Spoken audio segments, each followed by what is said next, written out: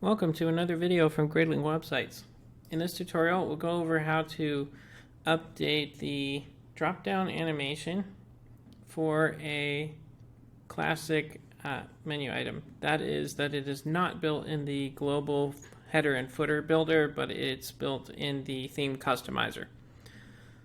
So first step is after logging in, you'll be routed to the dashboard. You'll go to divvy and hover over that and click on Theme Customizer.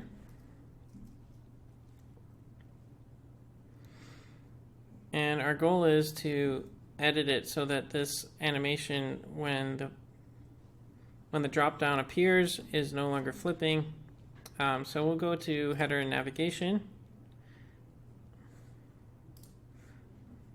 Click on Primary Menu Bar.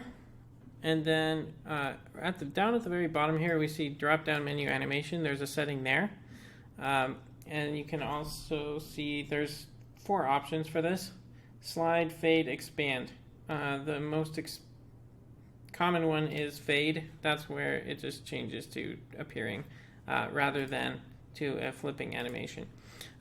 One other element, if you wish to change the background color of the drop-down, you can do so from here.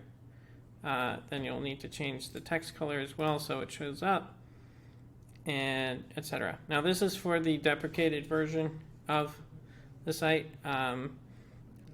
It may very well be that your site would get upgraded to a global header and footer, in which case you'll be able to edit in the Divi builder and you want to access the tutorial that references that.